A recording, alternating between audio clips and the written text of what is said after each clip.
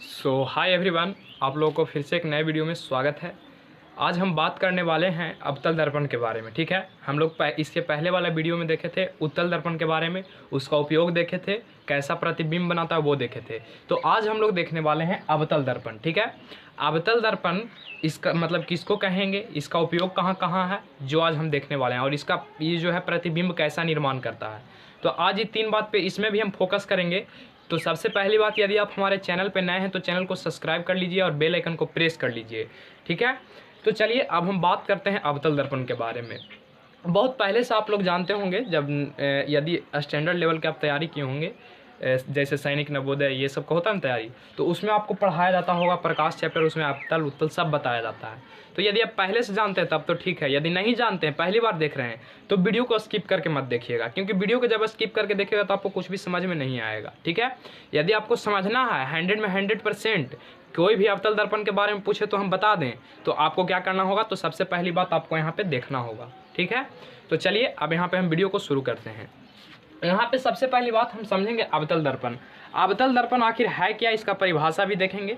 तो सबसे पहले आप एक बात माइंड में ठोक लीजिए कि अवतल दर्पण को हम लोग अभिसारी दर्पण कहते हैं। अवतल दर्पण को कौन सा दर्पण कहते हैं? अभिसारी दर्पण कहते हैं। तो एग्जाम में आपसे सीधे सीधे पूछा जाएगा कि अवतल दर्पण को कौन सा दर्पण कहते हैं, तो अभिसारी दर्पण कहते हैं। अभिसारी दर्पण क्यों कहते हैं? तो अभिसारी दर्पण इसलिए इसको कहते हैं क्योंकि अभिसारी का मतलब होता है कि प्रकाश के किरण को एक जगह पे मिलाएगा। प्रकाश के किरण को क्या करेगा? एक जगह पे मिलाएगा।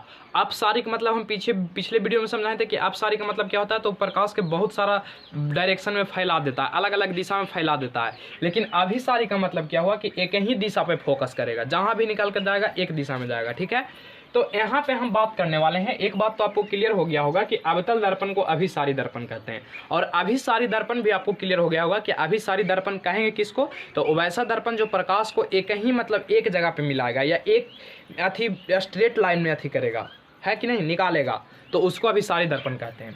अब इसका परिभाषा समझेंगे। सबसे पहली बात, तो परिभाषा कहता है कि वो वैसा दर्पण जिसका परावर्तक सतह अंदर की ओर हो। जिसका परावर्तक सतह कहाँ हो? अंदर की ओर हो। ठीक है, उसे क्या कहते हैं? तो अवतल दर्पण कहते हैं। बात तो सही है भाई कि अवतल दर्पण का परावर्तक सतह कैसा होता है? अंदर की ओर होता है, जबकि उत्तल में कहाँ होता था? बाहर की ओर होता था। होता था कि नहीं होता था? होता था।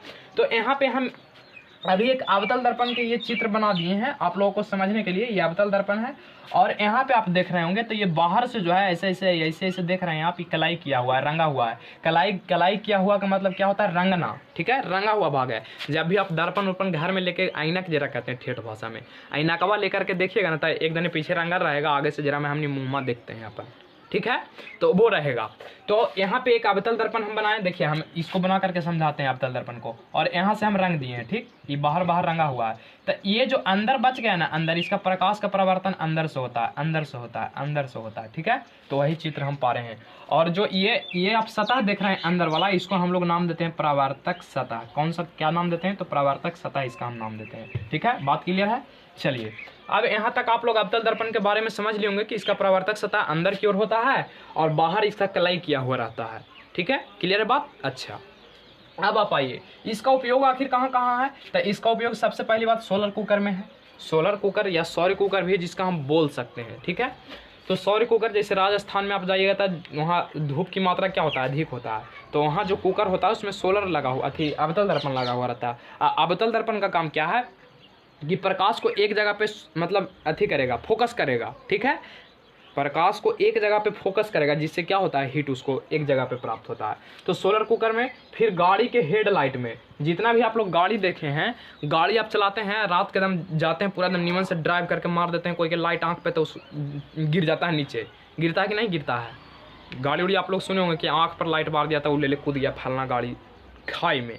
तो अवतल दर्पण जो होता है प्रकाश को एकदम स्ट्रेट लाइन में भेजता है। ठीक है, तो ये आप बात समझ गए। तो गाड़ी के हेडलाइट में होता है, हजामत बनाने में। ठीक है, हजामत बनाने में मतलब बाल दाढ़ी उड़ी सेट करा जाते हैं ना आप सैलून में, तो सैलून में जो प्रयोग होता है अवतल दर्पण का उपयोग होता है। ठीक है, अवतल दर्पण का उपयोग होता है सैलून में। इसीलिए आपसे एग्जाम में पूछा जाता है कि हजामती दर्पण के नाम से कौन जाना जाता है, तो आपको याद रखना है इसको, एक अन्य नाम जो है हजामती दर्पण है। हजामती दर्पण के नाम से जाना जाता है। ठीक है, हजामती दर्पण के बात करेगा तो आपको याद रखना है कि अवतल दर्पण के बारे में कह रहा है आपसे। ठीक है, बात क्लियर है। तो हजामती दर्पण के नाम से इसको हम लोग हजामत बनाने में उपयोग करते हैं। उसके बाद सर्च लाइट, सर्च लाइट का मतलब टॉर्च। टॉर्च ऊँच आप लोग देखे होंगे तो टॉर्च में जो हम लोग उपयोग करते हैं किसका उपयोग करते हैं, तो अवतल दर्पण का ही उपयोग करते हैं। ठीक है, यहाँ तक बात क्लियर है। उसके बाद यहाँ पे यदि हम बात करें तो अवतल दर्पण की यदि हम बात करेंगे, ठीक है, अवतल दर्पण में यहाँ पे क्या होगा कि अवतल दर्पण जो है वास्तविक प्रतिबिंब बनाता है। ठीक है, और आपको पता होगा कि वास्तविक प्रतिबिंब हमेशा कैसा होता है, तो उल्टा होता है। क्लियर है यहाँ तक बात। तो वास्तविक प्रतिबिंब कैसा होता है, तो उल्टा होता है। और ये अवतल दर्पण जो है बड़ा, छोटा तथा वास्तु के बराबर तीनों प्रकार के प्रतिबिंब बनाता है। ठीक है ना, यानी आपसे पूछा जाएगा कि वास्तु से बड़ा, वास्तु से छोटा और वास्तु के बराबर तीनों प्रकार के प्रतिबिंब कौन सा दर्पण बनाता है, तो आपको याद रखना है कि अवतल दर्पण जो है तीनों प्रकार के प्रतिबिंब का निर्माण करता है। तो ये आपको बात याद रख लेना है कि अवतल दर्पण वास्तविक, अब वास्तविक प्रतिबिंब हमेशा उल्टा होता है और वास्तविक प्रतिबिंब हमेशा उल्टा होता है, ये आप पहले ही पढ़ चुके हैं। तो याद रखना है कि अवतल दर्पण वास्तविक प्रतिबिंब बनाता है, उल्टा बनाता है, बड़ा भी बनाता है, छोटा भी बनाता है, वास्तु के बराबर भी बनाता है, तीनों प्रकार के प्रतिबिंब बनाता है। तो यहाँ तक बात क्लियर है। उसके बाद यहाँ पे हम कुछ विशेष पॉइंट नोट नंबर 2 में लिखे हैं जो आपको ध्यान रखना है, जो ये हर कंपटीशन एग्जाम हो या बोर्ड एग्जाम हो, सभी एग्जाम में पूछा जाता है। तो आपसे पूछेगा कि आग्रद्वीप में, आग्रद्वीप कहने का मतलब हुआ, आग्रद्वीप कहते हैं हम लोग हेडलाइट को ही, तो आग्रद्वीप में कौन सा दर्पण का उपयोग होता है, तो अवतल दर्पण का उपयोग होता है। पार्श्व दृश्यता में कौन सा दर्पण का उपयोग होता है, तो पार्श्व दृश्यता में भी अवतल दर्पण का ही उपयोग करते हैं। ठीक है, ENT विशेषज्ञ के बात करेगा, ENT विशेषज्ञ, तो उसमें भी अवतल दर्पण का ही उपयोग करते हैं। ये आपको बात याद रखना अलग से। प्रोजेक्टर मशीन, प्रोजेक्टर मशीन आप लोग देखे होंगे, तो प्रोजेक्टर मशीन में भी अवतल दर्पण का उपयोग किया जाता है। ये कुछ इंपॉर्टेंट पॉइंट था, इसको आपको याद रखना है कि प्रोजेक्टर मशीन का है तो अवतल दर्पण, ENTG विशेषज्ञ का है तो अवतल दर्पण, पार्श्व दृश्यता में भी अवतल दर्पण, आग्रद्वीप में भी अवतल दर्पण का उपयोग होता है। ठीक है, तो आपको हम 2 प्रकार से उपयोग बताएं, 4 यहाँ 8 उपयोग टोटल हम बता दिए। ठीक है, तो ये इतना बात यदि आप अवतल दर्पण में याद रखते हैं तो आपसे कुछ भी नहीं छूटने वाला है अवतल दर्पण से रिलेटेड, यदि बोर्ड में या कहीं भी प्रश्न आता है तो मिलते हैं नेक्स्ट वीडियो में। ठीक है, आप कुछ दर्पण से रिलेटेड कुछ टर्म जानेंगे, जैसे कि वक्रता त्रिज्या किसको कहेंगे, वक्रता केंद्र किसको कहेंगे, फोकस किसको कहेंगे, ध्रुव किसको कहेंगे, अब सारा चीज़ हम वहाँ देखने वाले हैं। तो इसका एक पहले आप स्क्रीनशॉट कर लीजिए, उसके बाद हम नेक्स्ट वीडियो में मिलेंगे। ठीक है, दर्पण के से रिलेटेड जितना भी टर्म है उसके बारे में हम बताएंगे। ठीक है, तो थैंक यू, मिलते हैं नेक्स्ट वीडियो में।